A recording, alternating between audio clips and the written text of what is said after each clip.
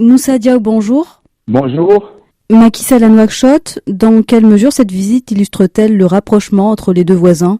De façon générale, c'est le raffermissement des relations entre les deux pays depuis l'arrivée de Mohamed Ould Ghazouani au pouvoir. C'était l'invité d'honneur lors du forum sur la paix et la sécurité en Afrique, à Dakar, où il avait prononcé un important discours où il insiste sur la stratégie de lutte contre le djihadisme dans la sous-région et également la nécessité de rendre cette dimension-là multilatérale impliquant les Nations Unies dans cette grande lutte contre le djihadisme. Comment expliquer le rapprochement entre les deux présidents? Est-ce que c'est lié à une question de personnalité ou d'intérêt commun?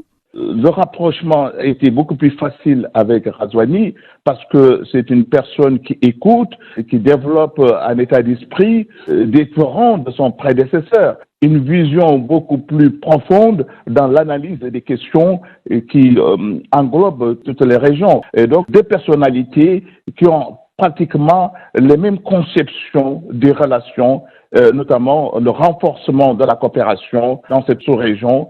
Est-ce que le rapprochement entre ces deux personnalités serait de nature à inclure la diplomatie sénégalaise dans le G5 Sahel et donc dans les questions de sécurité dans la sous-région? Oui, à mon avis, oui, parce que la Mauritanie va prendre la présidence tournante. C'est possible parce que il y a un rapprochement vraiment entre deux personnalités qui ont une conception de ces relations-là qui dépasse donc les contradictions et qui favorise une bonne entente entre les deux pays. C'est lié à leur personnalité parce que on pouvait pas comprendre que le Sénégal ne soit pas membre de cette structure-là, alors qu'il y a une expertise en la matière. L'armée sénégalaise a cette expertise-là, participé à plusieurs endroits de conflits, d'intervention pour le maintien de la paix. Et donc, cette expertise-là pourrait être mise à contribution pour lutter efficacement contre le djihadisme dans la région. Et je pense que le président Mohamed Ould Ghazouani va ouvrir cette structure-là, permettant au Sénégal de participer comme tous les autres acteurs. Alors au menu des discussions entre les deux présidents, il y a le projet d'exploitation de pétrole et de gaz qui doit démarrer en 2022. Que représente ce projet pour le Sénégal et la Mauritanie? Il est stratégique parce que ça permet de générer de nouvelles ressources dont les deux pays ont besoin pour développer leur économie. Et donc cet enjeu-là est important dans l'équilibre et le développement économique de ces deux pays. C'est le groupe BP qui va exploiter ce gisement pendant 30 ans. La société Cosmos, qui a découvert ce gisement, détient 30% des parts de ce projet nommé Grande Tortue. Quelles seront donc les retombées réelles pour le Sénégal et la Mauritanie?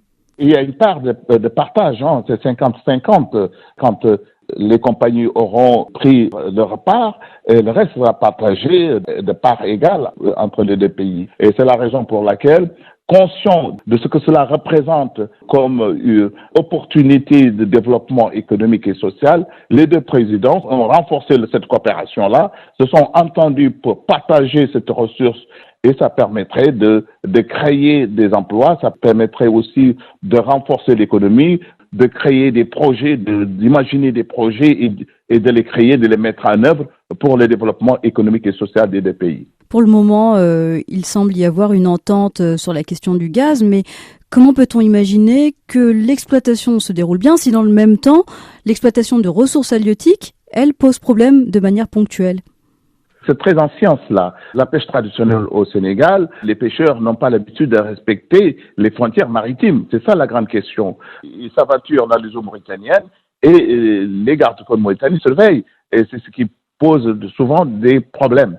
À mon avis, dans ces cadres-là, peut-être qu'il va y avoir des clauses aux deux gouvernements de trouver un terrain d'entente permettant à ces populations-là de vivre de la pêche, qui est leur activité principale.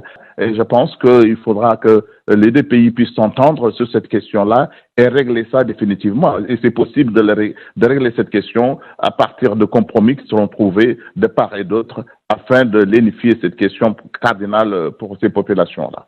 Moussa Diaw, merci. Merci.